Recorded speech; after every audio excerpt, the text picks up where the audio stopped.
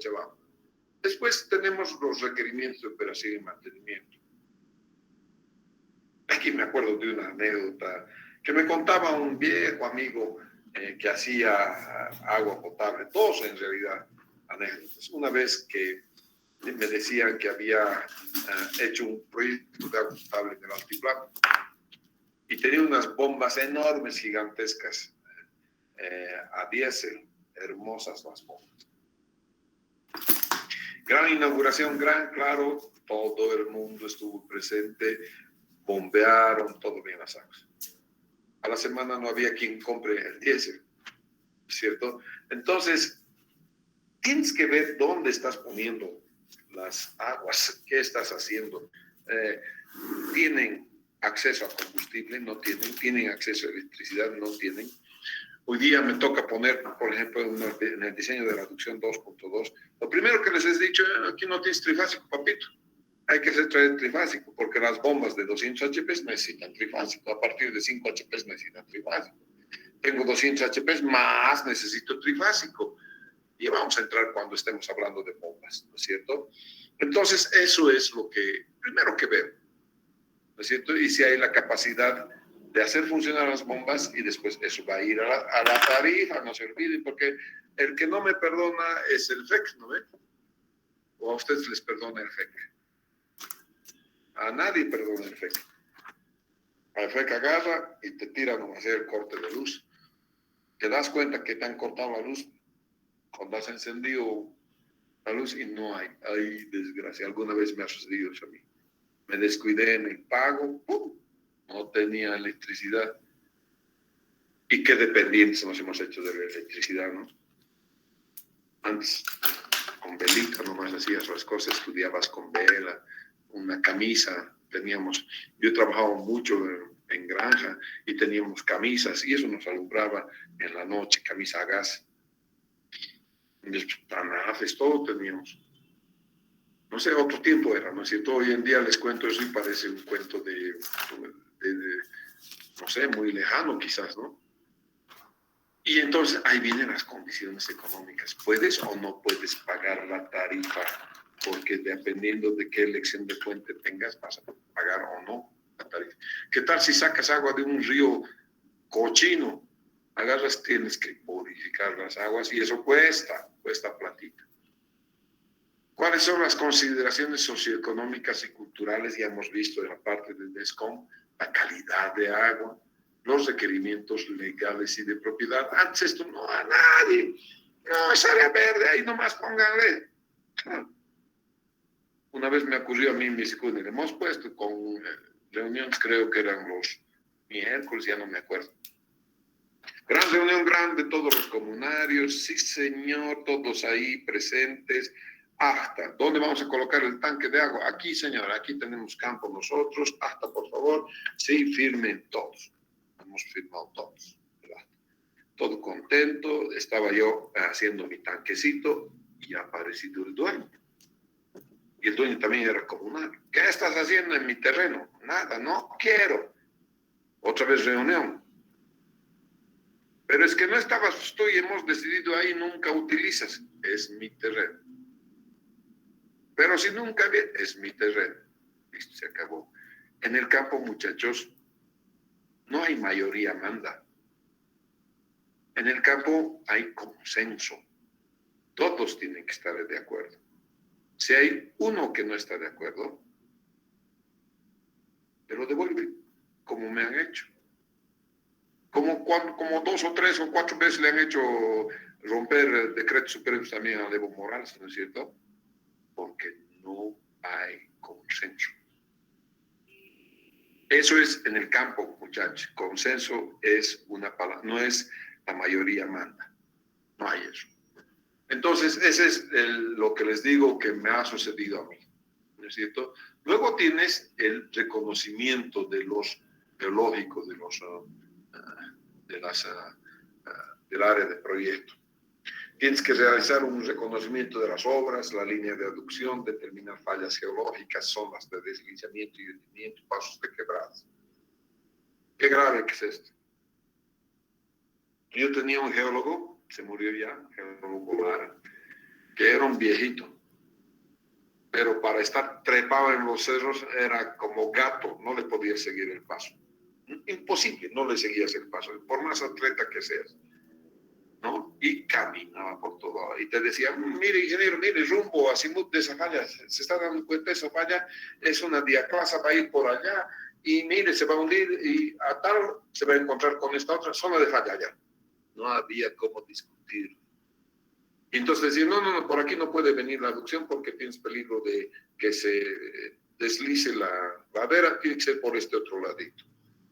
Palabra sacrosanta era, ¿no es cierto? Y esos son los geólogos que tú necesitas. Porque los hay de los geólogos que primero comienzan con, en el cuaternario apareció el hombre que me está importando. A mí me está importando si puedo meter por ahí un tubo o no puedo meter. Que se murieron los dinosaurios, morite tú más. ¿No es cierto? No quiero eso, muchachos. Ese cuento que te dan de 2 tomos de cómo es el cuaternario, el terciario y los trilobites, ese es un mal geólogo. El buen geólogo te tiene que decir, ajá, rumbo, azimut, de esta falla, de esta otra falla, por aquí no puedes, por aquí mejor ingeniero. Listo. Eso quieres tú cuando un geólogo está viniendo y te... ¿Cómo crees que se ha hecho el túnel, muchacho? El túnel Misicuni. Super geólogos, ¿no? La geología que hemos hecho, la geología superficial, con toda la tecnología, hemos dicho, sí, va a haber 70% de mal suelo, 30% de buen suelo. Cuando hemos entrado adentro, al revés, justito. 70% de buen suelo, 30% de mal suelo. ¿No es cierto? Entonces, en la geología, como en la hidrología, como en algunas ciencias que dependen de la estadística, los modelos matemáticos más sofisticados fallan, muchachos. Porque si no fuera muy fácil decir, a ver, aquí cámamelo y vas a encontrar petróleo. De cada, si tú de cada 5 pozos encuentras uno que te da petróleo, sería una maravilla. Pucha, eres exitoso. Porque cada pocito te cuesta entre 25 y 30 millones de dólares hacer. Entonces, ¿para qué vas? Si tienes tanta ciencia, ¿para qué vas a hacer donde no te conviene, no ve? Entonces vas y haces donde sí te conviene hacer un pocito. Y ahí cabalito va a dar petróleo. Pero no es así. Y entonces es una ciencia que depende de la probabilidad. ¿De acuerdo? Y eso es siempre algo que deben tomar en cuenta. Probabilidades. Muy bien. Eso con respecto a la geología. Ahorita, por ejemplo, paso de quebrada. Estoy haciendo, ¿no?, supervisión, aducción 2.2. Me he encontrado con una quebrada de 25 metros de profundidad que en el proyecto está como sifón. No, tengo que pasarle con puente. No puedo pasarle con sifón. Técnicamente no es posible. Tengo que pasarle con puentecito, muchachos. Entonces, ¿quién ha fallado ahí? Geólogo, no es el ingeniero. Pero se arregla, no hay problema. Es decir, todo en ingeniería puedes arreglar. Todo depende de cuánto plata tengas en el bolsillo, nada más. Una vez que has hecho esto, estás directamente en los estudios de suelos y geotecnia, ¿cierto? Y en estudios de suelos y geotecnia hay varios estudios. Si vas a instalar un tanque de agua, necesitas SPT. Si vas a instalar una estación de bombeo, necesitas SPT, ¿no es cierto? Que son Soil Penetration Test o CPT con Penetration Test, ¿no es cierto? Que son los tests de geotecnia que te permiten saber cuánto es la capacidad resistente del suelo. Pero yo tengo una regla más o menos que nunca falla. Si tú tienes un área y le cavas un hoyo, ¿no es cierto?, y le estás sacando una determinada cantidad de suelo, multiplica por el peso específico del suelo y la estructura que vas a poner sin problemas es una estructura que tenga el mismo peso. Ahí no hay problema, porque has reemplazado un peso por otro. Eso no falla nunca, ¿no es cierto? Entonces yo sin hacer estudio geológico, ya más o menos a ojo de buen cubero te digo eso. Ahora, cosas más, mucho más difíciles, como por ejemplo una represa, ya tienes que hacer los estudios mucho más detallados. Yo he estado de supervisor al principio en una presa que ya no hago más supervisiones de presa porque de verdad es muy complicado. Resulta que el estudio hizo los ensayos Luqueón, y eso van a encontrar en el 10º semestre con el ingeniero doctor Gabriel Rodríguez. Y los ensayos estos que te estoy diciendo es para ver la permeabilidad del suelo. Y haces un hoyo cada 5 metros, ¿no es cierto? Cada 2 metros, cada 3 metros, dependiendo del suelo. Pero eso tiene que decidir un geólogo experto. No es un ingeniero experto, es un geólogo experto. Un ingeniero como yo, experto, no sirve para eso. Si te lo voy a apelar, es mejor. Yo nunca hago eso. Cuando tengo que hacer eso, lo llamo a mi amigo Gabriel Rodríguez o a mi amigo Mauricio Salinas. Punto. ¿Cierto? Le digo, a ver cómo es esto. Le digo, ¿sí? Porque zapatero a zapatos no haces. No intentes hacer macanes. ¿Cierto? Me acuerdo una vez la presa del Canchi, creo que chiquitita la presa del Canchi, será de 8 metros, 9 metros. La ha hecho un arquitecto. Cuando la ha llenado de agua, al día siguiente ya no tenía agua, por el paso se ha ido. ¿No es cierto? Entonces, zapatero a tus zapatos. Yo no hago esas cosas. Otra cosa que estoy haciendo ahora, por ejemplo, en este momento me toca hacer, soy supervisor, los ensayos de suelos para el Proctor, para la densidad de compactación. Y el DBC dice, debes alcanzar Proctor de 95 cuando estás compactando. Y entonces voy y compactas y no alcanzas, te rechazo toda la capa. Entonces, la compactación se hace por capas, ¿ya? Después vamos a hablar de métodos constructivos, ¿de acuerdo? Pero la compactación se hace por capas. En el momento les puedo decir eso. Y yo normalmente, como supervisor, digo un oído de una pruebita de geotecnia vas a hacer cada 30 metros en cada capa. Si tienes 100 o 120 metros de calle que has abierto, necesito 3 ensayos de suelo, ¿no es cierto? Por capa, además por capa, ¿ya? Para que al final la compactación sea pues buena, ¿no es cierto? Entonces eso es el Proctor que tienes que hacer. Luego tienes que saber el nivel freático, pero no tanto aquí en suelos, a pesar que, a ver, fíjense, en Ayacucho, he terminado la Ayacucho, no he dormido como una semana. Una semana mi dormida ha sido 2 horas, 1 hora y media, una vez 48 horas le he metido. Muy agotado he salido. Pero he terminado la Ayacucho. Al tiempo de los políticos. Y eso es lo que me revienta, que el tiempo político no es el mismo tiempo de ingeniería. El político necesita inaugurar mañana algo, pucha, caray, y se olvida de la ingeniería. No hay. El otro también me dice, en mayo vas a terminar, no es posible. ¿No es cierto? Entonces, los ingenieros tenemos experiencia y no debemos callarnos ante los políticos. Todos, sean políticos de izquierda, de derecha, más de derechista, más ultraderechas, más izquierditas, menos izquierditas, no me importa, no soy político yo.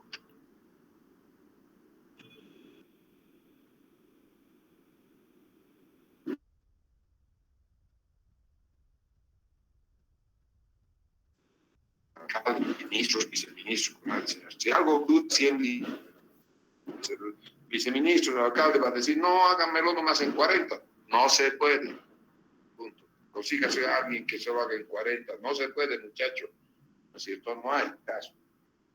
Bueno, el tema es que en la Ayacucho el nivel freático está a 1,50 y el suelo es un suelo de porquería. Lo mojas el suelo y se cae en 1,50 metros de profundidad, no en más. Por eso he tardado, muchacho.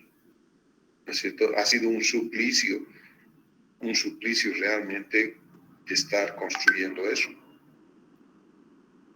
¿Ya? Entonces, algún rato vamos a ver técnicamente, y tengo algunos videos, los voy a editar, ¿no es cierto?, para saber cómo se construye en tales ocasiones, cuando tienes mucha dificultad debido al agua. Entonces, lo que haces en los estudios geotécnicos es saber qué tipo de suelo es, y si tienes o no tienes agua, ¿ya? Entonces, con eso vas a definir si requieres o no requieres entibados.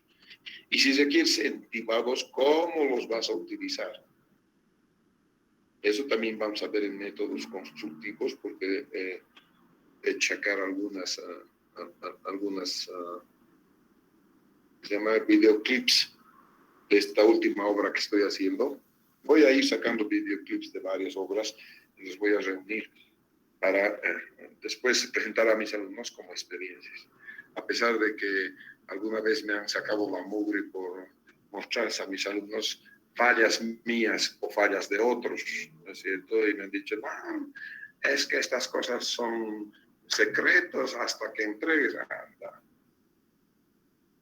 Para mí, la universidad y mis alumnos no hay nada secreto. Así nomás es. ¿No es cierto? Entonces, bueno, pero he tenido problemas y serios problemas. Me han resuelto un contrato. Ya, no importa. Eso es entonces en estudios geotécnicos que voy a saber cómo está el suelo. ¿Tengo o no tengo nivel freático? ¿Cuánto es el propio? Esas son cosas importantes a conocer. Luego viene el levantamiento topográfico. Para agua potable, no sean más papistas que el Papa. Viene por presión, sobre todo en el campo.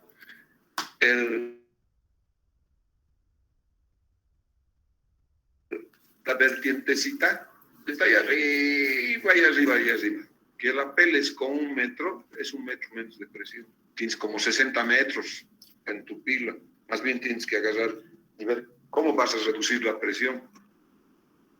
Entonces, si me vas a sacar con la precisión al milímetro en un levantamiento topográfico en el campo, sí, puedes hacerlo, ¿no es cierto? Pero es porque tienes el poder en la mano más, porque estás trabajando en un ministerio, en una alcaldía, y le dices al ingeniero, ¿sabes qué? Necesito con 7 decimales. Cada vez les digo, ¿sabes qué? Eres un idiota. Como ya soy viejo, les digo. Así que no hay problema. ¿No es cierto? Entonces, vas a realizar, cuando las poblaciones son chiquititas, no hagas suficiente un eclímetro, wincha, jalómetro, jalones, ¿no es cierto? Es más que suficiente. Un segundito, por favor.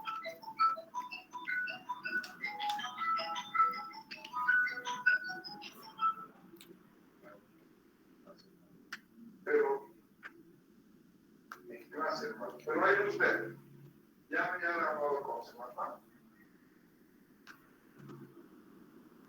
Mañana, hermano, porque tienes razón usted. Mañana en la mañana, cualquier rato. Hasta nos podemos reunir aquí.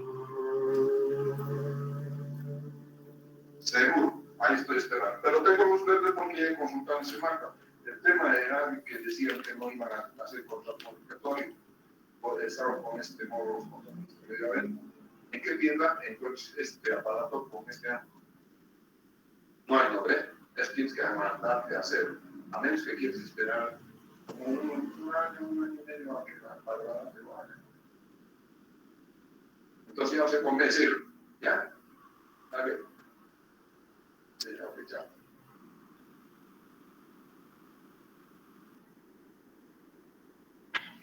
Van a disculpar, era uno de los contratistas, a veces tienen problemas mis contratistas de la noche.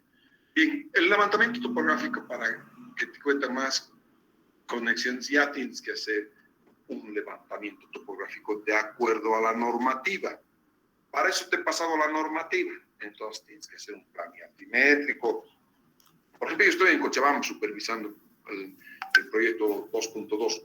Ahí ya no puedo hacer lo que se me cante, ¿ah? Tengo que ir al IGM y comprar un par de puntos geodésicos del IGM.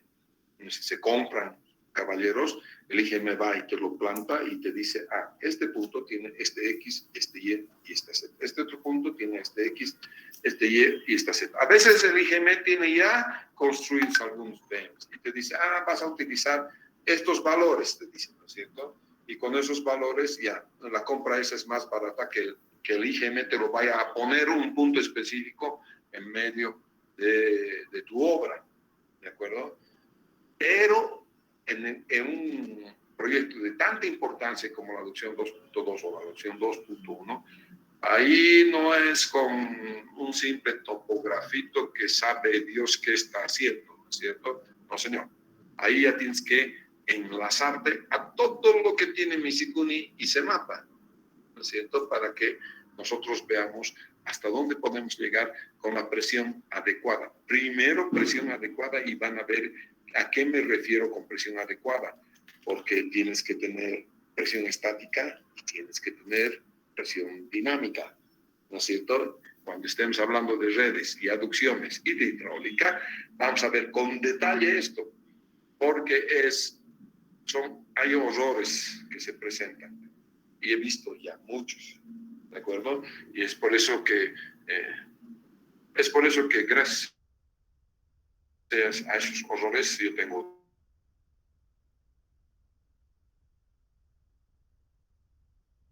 evaluación del sistema de abastecimiento de agua. ¿Cómo está? Es decir, en este momento, por ejemplo, si haces una red en la ciudad de Cochabamba, no importa en qué barrio, en qué hotel de la ciudad de Cochabamba, tienes que hacer una evaluación de las fuentes de agua, a ver, ¿de dónde te van a dar agua? Primero, ¿te van a dar o no te van a dar agua? A veces es muy sencillo decir, yo también quiero y voy a meterme adentro. Sí, muy bien, no tienes otra fuente de agua. Entonces, a este barrio le estaba dando todos los días, ya no le puedo dar todos los días, le voy a robar 2 días para dar a este otro barrio. Así hemos ido haciendo en este tiempo que no hemos tenido nuevas fuentes de agua. Ahora en Misikuni, sí, muy bien, pero Misikuni no es forever, no es para siempre. Ya tendríamos que estar pensando en la próxima gran fuente de agua, ¿no es cierto? O posiblemente sea Huiñacoche, ¿no es cierto? Pero ya tendríamos que estar pensando, jóvenes, a ustedes les va a tocar Huiñacoche, seguro es que les va a tocar. Mi tiempo ha sido de Misikuni y el tiempo de mis abuelos también. Mis abuelos han soñado con Misikuni, ¿no es cierto? Yo he sido gerente de Misikuni, he hecho el túnel de Misikuni, muchachos, tengo algo que contarles a mis nietos, ¿no es cierto? Entonces yo puedo decir con toda claridad, yo he hecho esta obra gigantesca, ¿no es cierto? Es bueno decirlo. ¿Ya? No saco en la estampita, es decir, no salgo en los carteles, ni mucho menos, no me gusta, ¿no es cierto? Pero en mi máquina están los cálculos, eso es lo que interesa. Entonces, esa es la evaluación del sistema de abastecimiento de agua. Tienes que saber con qué estás contando. Tienes que hacer una evaluación técnica, administrativa del sistema existente. Y luego vamos a entrar a los estudios socioeconómicos y culturales. Y dentro de ellos vamos a encontrar la población de proyectos. ¿Cuál será la población del proyecto? Antes los estudios ambientales. En agua potable casi te dan el día, ¿no es cierto? Es el certificado de dispensación casi automáticamente, porque no tenemos mucha afectación al medio ambiente, más bien estamos a favor del medio ambiente, a favor de la salud, a favor de todo lo que es agua es siempre a favor, ¿no es cierto? Entonces casi no tenemos medidas ambientales que seguir, a menos que sean las medidas ambientales propias de la construcción, del seguimiento de la construcción. Por ejemplo, las EPPs, ¿no es cierto? Las EPPs son las ropas que te dan, ¿no es cierto? Las cosas para trabajar, botas, ropas, orejeras, antiparras, casco, chamarra, camisa, pantalón con reflectante. Todas esas cosas se llaman EPPs, ¿de acuerdo? Después están las cosas, la señalética vertical, la señalética horizontal, las cintas de agua, todas esas cosas son ambientales. Entonces, pero esas son cosas de la construcción, digamos, ¿no es cierto? No vas a hacer, no va a haber gran lío en la gobernación de aceptarte tu proyecto ambiental. Otra cosa es tu proyecto de alcantarillado. Ahí puedes, en la planta de tratamiento puedes tener problemas, ¿de acuerdo? Entonces, es posible que se haga un nuevo dragado de la laguna Lalay. Ese, por ejemplo, va a tener que tener un estudio ambiental bastante serio, ¿no es cierto? Eso en cuanto entonces hace a los estudios ambientales.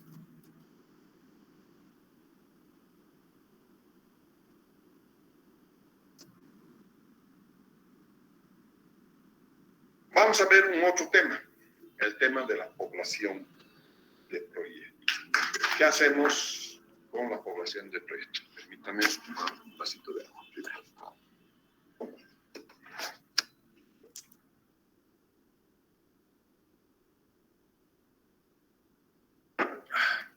Gracias. Ya les había dicho, esto tiene que ser INE. ¿Ya?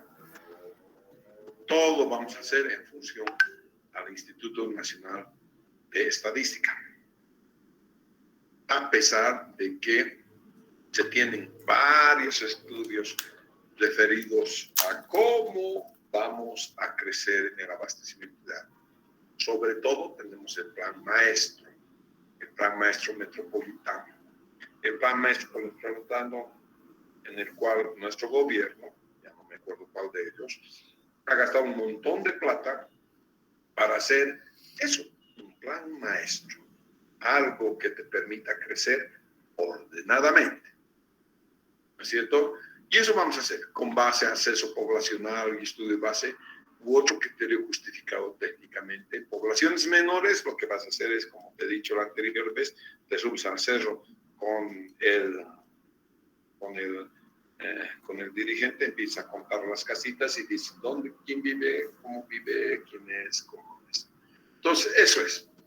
Entonces, la demografía es una ciencia que estudia el volumen, el crecimiento del agua, ¿no es cierto? En Bolivia hemos hecho el censo en 1976, en 1992, en el 2001 y en el 2012, y ahora vamos a hacer en el 2021, creo. Ojalá. Aquí estamos terminando el 2021 y no creo que es el 2022. Pero bueno, ahí vamos a tener datos confiables acerca de cuáles son nuestras necesidades, no solamente en materia de saneamiento básico, en materia de agua potable y alcantarillado, recojo de basuras, electricidad, escuelas, seguridad, todas esas cosas van a estar comprendidas en lo que es el censo de población y vivienda. Entonces, cuando uno va a hacer la extrapolación de la población del proyecto,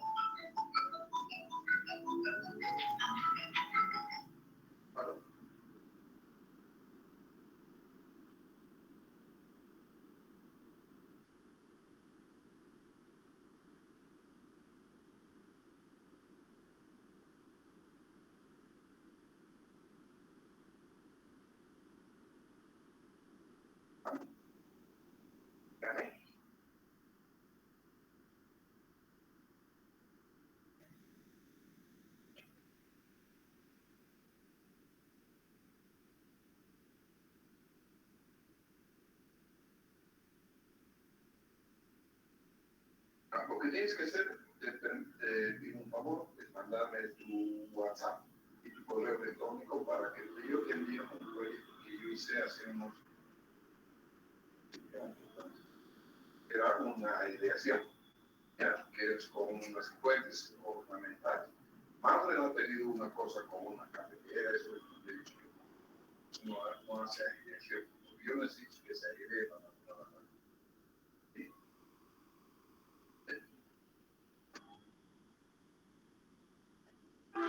No, eso es ornamental. Eso es para cuando un cuerpo de agua está sano. Este no está sano. Este necesita oxígeno. No, además del llamo necesita oxígeno. ¿Ya? Entonces, lo que yo te ruego, por favor, mándame tus coordenadas. Yo ahorita estoy en clase, no puedo acceder aproximadamente. Pero yo apenas tenga tiempo de ir a mis clases porque de mañana no puedo. ¿Ya? ¿Cómo te llamas, Pedro?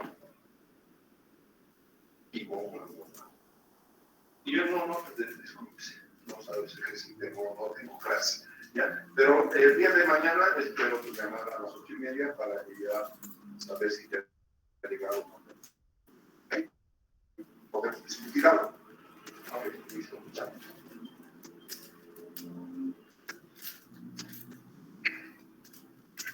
Bueno, como les decía, vamos a intentar hacer la recuperación de la laguna Lalay. Esperamos que tengamos éxito. Entonces, el proyecto, la población del proyecto, tiene varias formas de poder extrapolar la población. Aritmético, geométrico, exponencial, curva logística. El geométrico y el exponencial.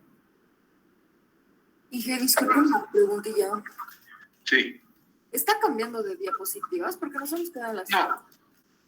En la aprobación de proyectos estás. En la número 5, ¿no ve? Estudios técnicos, dice. Ouch, no. Aquí estamos. Población de proyecto. ¿Ves? Sí, ahora sí. Ay, no sé por qué cuando haces la presentación ya no comparte. Bueno, ahí nomás, a ver, ahí nomás la dejaremos entonces. En esta población de proyecto tienes varias maneras de hacer el crecimiento poblacional. Tienen que interrumpirme, muchachos, no soy un monstruo. Vean, gente de todo lado me interrumpe, ¿ya? Ustedes son mis alumnos, son la parte preferencial ustedes de mi vida. Yo les he dicho 50,000 veces, y estas 50,000 una vez. Prefiero ser profesor de la universidad antes que el genio más grande de la ingeniería sanitaria o el que hace la revolución industrial en ingeniería sanitaria en Bolivia. No quiero. Primero soy profesor. Entonces son ustedes el objeto principal de mi enseñanza. Yo lo que quiero es que ustedes sean buenos ingenieros. Por eso les doy la parte de mi experiencia en la cual ya me he equivocado. ¿Ya? Bien, entonces fíjense, tienes aritmético, geométrico, exponencial y curva logística. De estas, el geométrico y el exponencial son lo mismo. El que ha hecho la norma aquí se ha equivocado o no sabía, o ya saben lo que yo, cada vez que con los viejos protestamos fuerte. ¿No es cierto? Entonces, lo que utiliza el INE es el exponencial. Y es lo que vamos a utilizar. Olvídense del método geométrico. Va a tener, es un truquito que se hace para entrar entre el geométrico y el exponencial. Un truquito de cambio de variable, decimos nosotros en matemáticas, ¿no es cierto? Es un cambio de variable también. Entonces, cuando a 20 o 30 años hace la extrapolación de una gran población, falla en 100 habitantes. 100 habitantes en 50,000, 200,000 habitantes, nada, por favor, entonces, ¿no es cierto? Es por eso que los dos métodos son similares, muy iguales, ¿ya? Aritmético solamente vas a utilizar para poblaciones muy pequeñitas en la parte rural. Esas que te decía, tienes que entrar con el dirigente campesino ahí arriba y sentarte ahí y contar las casitas, 20 casitas, 30 casitas, la iglesia, la escuelita. Eso entra con población aritmética. Y es muy sencillo porque en este curso, ahorita voy a ver, ¿cuántos son mujeres? ¿Cuántos son hombres? ¿No es cierto? Entonces, hay que ver la magnitud de hombres y mujeres. Solo las mujeres pueden tener hijos, ¿no? ¿Ya? Y si habrían 2 mujeres, nada más, el crecimiento de este curso sería de acuerdo a la fertilidad, primero, de la mujer, y segundo, de acuerdo a la recuperación que tiene que tener el cuerpo humano de la mujer antes de tener el segundo hijo. Yo les ruego a los chicos y chicas ser conscientes con eso, ser conscientes con su salud. Las guaguas se tienen por lo menos cada 2 años, muchachos. ¿Ya? No es pues como conejo, como cuis. No es que tengas 20 hijos en 2 años, no hay eso. Tienes que respetar la naturaleza. La naturaleza humana es sabia y permite al humano tener un hijo cada 2 años. Eso es, ¿no es cierto? Y hoy en día les digo a ustedes y les pregunto a las mujeres, ahora sin necesidad de, digamos, descubrir quiénes son, o no interesa, además. ¿Cuántos hijos piensan tener, chicas? A ver, díganme ustedes. 3. 3. ¿Otro? ¿Otra? Ninguno. 2 máximo. 2 máximo. ¿Otra? Igual, 2 máximo ahí. 2 máximo. ¿Alguien más?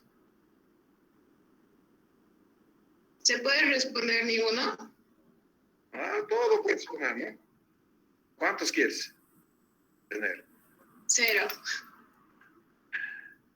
¿Saben qué? En realidad, ¿de qué depende cuántos hijos vas a tener?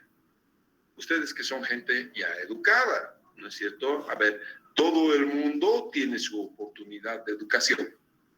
Todo, no hay nadie que no tenga su oportunidad de educación, ¿no es cierto? Para eso está la universidad pública. El que quiere quedarse 500 años atrasado es porque quiere quedarse, pues, punto, se acabó, ¿no es cierto? El que quiere superarse entra a la universidad. Y ahí estamos todos en la universidad.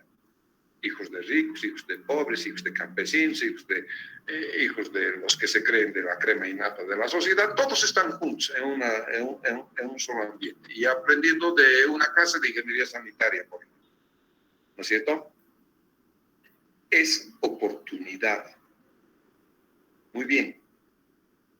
Pero antes de llegar a la universidad tienes que pensar en la educación primaria y en la educación secundaria, y entonces te empiezas a preguntar, ¿y no será mejor meter a mi hijo a colegio privado? Y entonces empieza a preguntarte, ¿y cuánto cuesta el colegio privado? Pero además del colegio privado, de repente hoy en día te ha caído y no pensabas el costo del internet. O si pensamos algún costo recurrente que no teníamos antes y que ahora sí lo tenemos, es el celular. A veces quiero yo tirar mi celular, porque mucho me friega, ¿no es cierto? Pero ya te has acostumbrado, es un costo recurrente. Cuando yo era chango no había celular, había el teléfono Conteco, el fijo Carlitos, ¿se acuerdan? El viejo Conteco. Eso había. Y no muchas casas tenían además porque la acción costaba plata. Entonces a veces me iba a prestar yo el teléfono de mis tíos para llamar a otra tía, no sé. Yo tenía infancia como un vulgar y silvestre como todos ustedes, muchachos, ¿cierto? Con carencias, con todo el amor de mis padres, amor extraordinario que hasta ahora lo guardo en mi corazón, ¿no es cierto? Pero teníamos felicidad en las pocas cosas que teníamos, o muchas cosas que teníamos, había felicidad. De eso hay que estar muy agradecidos todos tenemos nuestra pequeña cosa de felicidad y nuestra oportunidad de mejorar, por eso está en la universidad. Y entonces el número de hijos depende de eso. ¿Cómo quieres darle tú la educación a tus hijos? Y entonces cuando yo les pregunto a ustedes, las familias antiguas, las familias de mis abuelos, ¿cuántos hijos tenían? 5, 6, 8 hijos. Habían hasta de 15 hijos. ¿Y de qué vivían? Del árbol, de la vaquita, de las hortalizas, de las cosas que producían. Hoy día ya no se puede, muchachos. ¿No es cierto? Mucha gente profesional, las chicas profesionales, en función a su desarrollo intelectual y profesional, prefieren no tener hijos o tener uno solo. Y hace mucho tiempo ya que soy profesor de la universidad, los chicos normalmente piensan, y las chicas, a los chicos también, cuando le preguntas a un chico, ¿cuántos hijos quieres tener? Como unos 6 te dice, como si él fuera a tenerlos. ¿No es cierto? Le preguntan a una chica y te dice 2, 3 máximo. ¿No es cierto? Las mujeres también tienen esa ¿qué se llama? Esa necesidad y esa amplitud, ¿no es cierto?, como para poder superarse. Y tienen la oportunidad y de repente desarrollan su intelecto y entonces quieren tener un solo hijo o ninguno. Cuando yo estuve estudiando en Gante, en Bélgica, la familia que me daba alojamiento tenía una hija. La hija era neurocirujana. Por el amor de Dios, esa mujer ha trabajado, ha estudiado toda su vida. Cuando yo la conocí, seguía, creo que estaba en internado de neurocirugía. ¿No es cierto? ¿Y cuántos hijos pensaba tener? Ninguna. Se quería divertir y nada más. ¿Sí? Pero no quería tener ninguno. Se acabó. Así es ahora en la vida. Hay poblaciones que son viejas, pues. La pirámide poblacional está invertida. En poblaciones como las nuestras, la pirámide poblacional es así. La base de la población está constituida por muchachos, por adolescentes, ¿no es cierto? Y después van disminuyendo la pirámide poblacional hasta que llegamos a los viejos que estamos en la cúspide de la pirámide poblacional. ¿Ustedes conocen algún país cuya pirámide poblacional esté invertida? Creo que está Italia, ¿no? La mayoría, el promedio de la población es de adultos y si no me equivoco, China también. A ver, es posible. La mayoría de los países europeos. La mayoría de los países europeos. Es posible, ¿no? Clásicamente. Japón y también. A ver, clásicamente hay países que llaman a profesionales, gente joven, entre ellos Canadá. Canadá les acepta de 1000 amores que ustedes vayan a trabajar con ingenieros bien preparados. Australia también, tengo un par de alumnos en Australia. Trabajan ingenieros que son mis alumnos. Cada vez me escriben, mantengo relación con ellos. Y la verdad es que ellos necesitan, porque su población no es muy grande. Y cuando tu población no es muy grande, la población que es económicamente activa, ¿no es cierto? ¿No es cierto? La población económicamente activa es poca. Son más viejos. ¿Y quién les paga la jubilación a los viejos? Antes la jubilación era solidaria. Quiere decir que los jóvenes trabajábamos para poder pagar las rentas de los viejos. Hoy en día ya no lo es. Hoy en día es AFP, ¿cierto? Y la AFP depende de cuánto vas a ahorrar tú en tu cuenta personal. Y de ello depende de cómo vas a jubilarte. ¿No es cierto? Ahora bien, en Bolivia las AFPs han entrado. Poco más tarde o más temprano para algunos, ¿no es cierto? Por ejemplo, yo he tenido que hacer compensación de cotizaciones, ¿no? Y mi AFP en este momento me paga, ya he dejado de aportar a la AFP, son 2.300 bolivianos que me pagan la AFP. ¿No es cierto? Con eso no pago ni luz, creo. Pero para otros es mucho dinero, ¿no es cierto? Entonces depende de qué cosa es. ¿Cómo está? Ya no voy a tener hijos. Quizás 2.300 hijos aquí mantener. Quizás 2.300 me sirva. Me voy a otra casa más chiquitita. Quizás no. Eso depende entonces del estándar de vida que tú has alcanzado. ¿Cuáles son tus necesidades? ¿No es cierto? Y entonces es por eso que en algunos países la pirámide poblacional está invertida y necesitan gente joven, gente que pueda trabajar, gente que pueda engrosar la población económicamente activa. Entre ellos la población de mi esposa, que es uruguaya, ¿cierto? Entonces, mis hijos ya van a irse al Uruguay. Creo que yo también, ¿no es cierto?, a descansar mis huesos por allá. Así que eso es, ¿no es cierto? Cada uno de ustedes define entonces cuál va a ser su crecimiento propio poblacional. Y de este crecimiento propio poblacional va a depender entonces cuál es la población del proyecto. Muy bien, hasta aquí vamos a avanzar el día de hoy.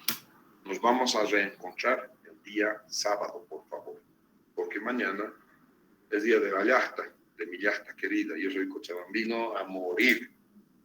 ¿Ya? Muchas gracias entonces.